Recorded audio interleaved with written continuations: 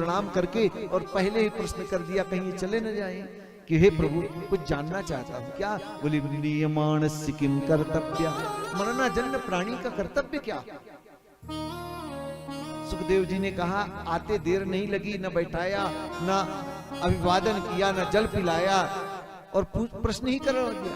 बोले प्रभु आप गोदोहन से अधिक कहां रखते हैं, तो अतः आप कृपा करके हमको बतलाइए कि मरना जन्म प्राणी का कर्तव्य क्या है।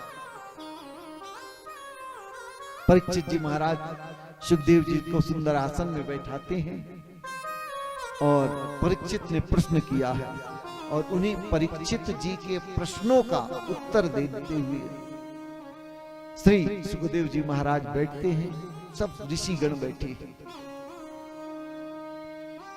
परीक्षित जी महाराज को कहते हैं सुखदेव जी के पहला अक्षर वा का ब्रह्म का ही निकला है।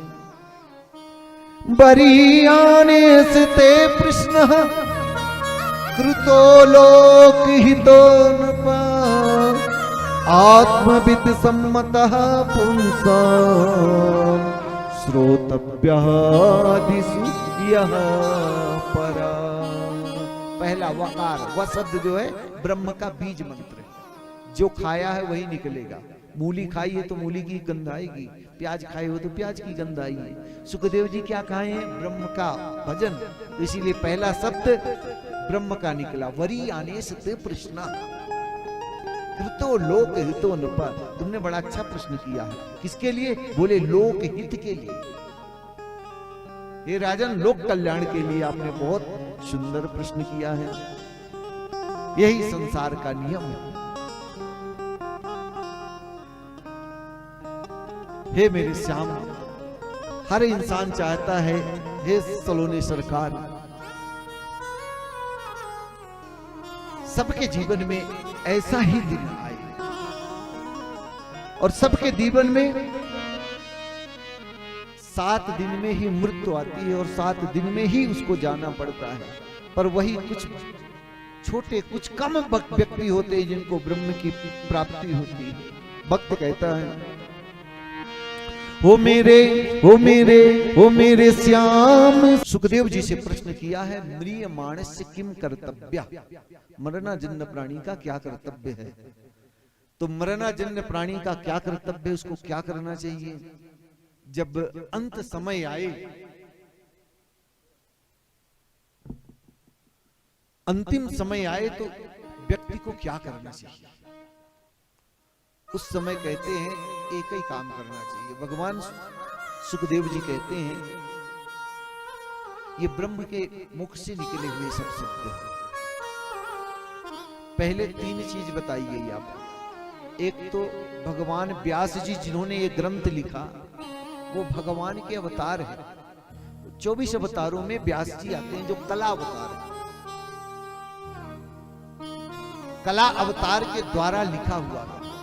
दूसरा धर्मम कम शरणम गता है। जब भगवान इस धरा को छोड़कर जाने लगे तो भागवत में ही भगवान अपने विग्रह को समाहित कर दिए। आज सुखदेव जी महाराज तत्रा भवत भगवान व्यास पुत्रो, भगवान ही व्यास नंदन सुखदेव बन करके आ रहे हैं, उनके मुख से निकला है। तो 3 बार भगवान के मुख से निकला हुआ ये ग्रंथ है, कोई कोरी कल्पना नहीं है, सत्य घटना है और सत्य शब्द।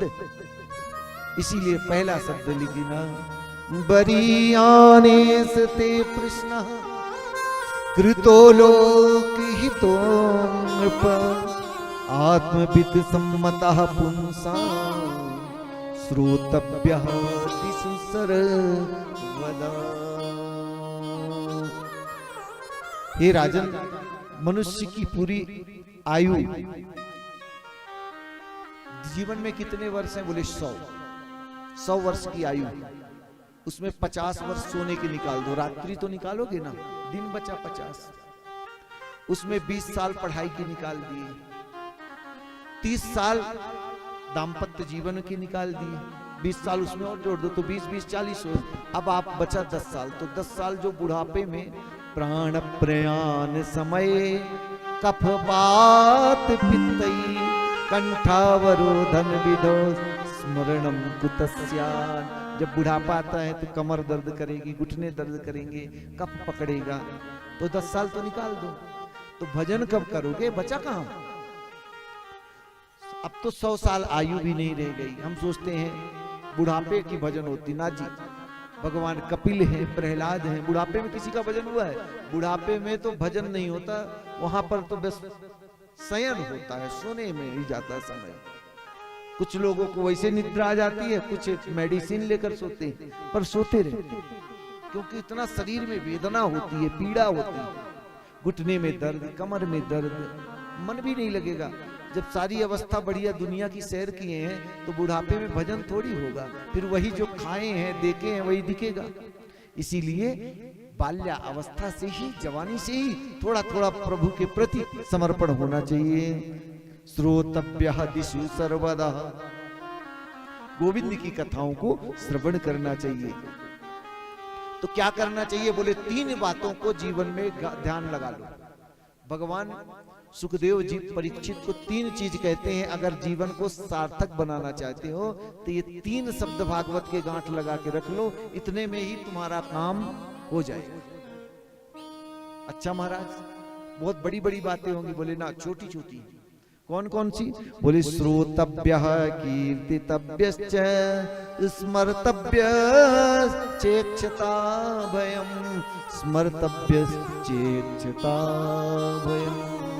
3 चीजें भगवान सुखदेव जी परीक्षित को कहते हैं, हे राजन, बड़ी आने सते प्रश्न, तुमने प्रश्न बहुत अच्छा किया है, पर उस प्रश्न का उत्तर है कि तुम 3 हमारी बात को गांठ लगा लो, तुम कभी भी नरक की यातना नहीं भोगोगे। अच्छा महाराज, तब तो बता दो, फटाफट बताओ।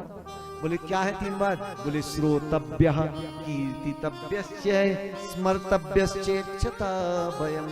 सुनो, इंसान यही नहीं करना चाहता, सुनाना बहुत चाहता है पर सुनना नहीं चाहता है। हर कोई अपने सुनाना चाहता है पर सुनना नहीं चाहता। तो कहे पहले सुनने की आदत डालो। क्या सुने महाराज? बोले महापुरुषों के वचनों को सुनो, कथा सुनो, सत्संग करो, जो सुनने योग्य बात है उन्हें सुनो। ये नहीं कि श्रोतव्य, खूब भगवान के गुणगान सुनो, क्योंकि उससे होगा क्या? जब उनके बारे में जानेंगे तो मन उनके चरणों में लगेगा। जब तक आप किसी के बारे में नहीं जानते तब तक आपका विश्वास नहीं होगा, और जब जानने लगते हो कि वाह ये शर्मा जी हैं, ये शर्मा जी की फैमिली है, तो भाई इनको सोफा सेट दो बैठने को, गुड़िया है हमारी। तो एक जब जानने लगता है आदमी तो एक भाव अलग हो जाता है। हमारे गुड़िया कहेगी हमारे शास्त्री जी आए, बैठने का स्थान अलग दो। तो जब तक नहीं जानकारी है तब तक उतना प्रेम नहीं है। जिस दिन से जानकारी हुई, अपनापन हुआ, तो अलग भाव हो जाता है। वैसे कहते हैं पहले श्रोतव्य, किसी के बारे में सुनो खूब, फिर क्या करें? जब भगवान के बारे में खूब सुनेंगे, दूसरा शब्द बतलाते कीर्तितव्य, नाम का कीर्तन करो। कलयुग में नाम का ही प्रभाव है, इसीलिए तो परीक्षित जी ने कलयुग को आने दिया। कलयुग केवल नाम आधार। कलयुग में जो त्रेता, द्वापर, सतयुग में लोग तपस्या करते थे, दीमक लग जाती थी महाराज, फिर भी प्रभु नहीं मिलते थे। और कलयुग में तो चलते चलते, बैठते बैठते, सोते सोते, जिस तरह भाव कुभाव अनख आलसहूं, जैसे भी हो नाम लियो कल्याण करेगा। बिजली में करंट है, आप बोलो कि जान के छुओ, अनजान में करंट तो लगेगा ना। वैसे नाम में गुण है, आप बोलो कि उल्टा है कि सीधा है कि खिलूं कि नहीं, अरे वो अपना काम करेगा। जान के लोगे, अनजान से लोगे, कैसे भी लो, नाम तो नाम है प्रभु का। तो पहले श्रोतव्य, सुनो, फिर कीर्तितव्य, कीर्तन करो, फिर स्मर्तव्यश्चेक्षता भयम्, उनकी मधुर छवि को अपने विग्रह में बैठाकर ध्यान करो। मानसिक पूजा, इसको कहते हैं मानसिक पूजा। एक भगत था, बड़ा कंजूस सेठ था, पूजा करता था, पूजा पाठ उसको बिल्कुल नहीं। एक दिन एक गुरुजी के पास गया, गुरुजी कोई पूजा बताओ जिसमें पैसा हमारा ना लगे। बोले ठीक है भैया, तेरे को बताता हूं, तुम मानसिक पूजा कर। बोला वो क्या होती है? बोले सबसे बड़ी पूजा है मानसिक पूजा। अच्छा तो हम करेंगे, बताओ। बोले उस मानसिक पूजा में एक ही जगह बैठ जाओ, अब मन में भाव बनाओ कि हम गंगोत्री पहुंच गए हैं, गंगा जल से स्नान कर रहे हैं, बैठे बैठे। फिर मन कहेगा और फिर बोले बढ़िया सोने का सिंहासन में अपने आप को बैठाओ, ठाकुर जी की विग्रह, मन से तो सोचना है सब कुछ करते जाओ, बढ़िया सोने का हार भगवान को पहनाओ, 56 भोग लगाओ। ये मानसिक पूजा बता दी, ठीक है महाराज, इसमें पैसा, बोले एक भी पैसा नहीं लगेगा। वो नित्य ऐसा क्रिया करने लगा, अब उसका मन भी लगने लगा। एक दिन भगवान के कटोरे में दूध में भोग लगाया, शक्कर मानसिक ज्यादा चली गई, तो सोचा कि आज शक्कर ज्यादा, कृपण तो था पक्का, तो मानसिक पूजा में भी कटोरे में पड़े दूध में से शक्कर जब निकालने लगा, गोविंद ने आके हाथ पकड़ लिया, क्या कर रहा भगत, कम से कम मानसिक पूजा में जाने देता थोड़ा शक्कर है, वैसे तो कभी खर्च किया नहीं पूजा में, तो मानसिक में चले जाने देता। तो भगवान कहते हैं सबसे बड़ी कौन पूजा है, मानसिक पूजा। आप माला मत जपो, स्तोत्र का पाठ मत करो, एक जगह बैठ के अपने मन को सिर्फ गोविंद में 5 मिनट लगाओ, उतने में भी कल्याण हो जाएगा। माला बहुत सरका रहे हो और मन बढ़िया सैर कर रहा है कलकत्ता दिल्ली की, तो क्या सरकाने का मतलब, असर करेगा। बिजली करंट है तो बल्ब तो चलेगा, लेकिन जो चाह रहे वो नहीं मिलेगा। इसीलिए मानसिक पूजा सर्वोपरि पूजा है। तो यहाँ पर 3 चीजों का बताया, श्रोतव्य, कीर्तितव्य, स्मर्तव्य, भयम्।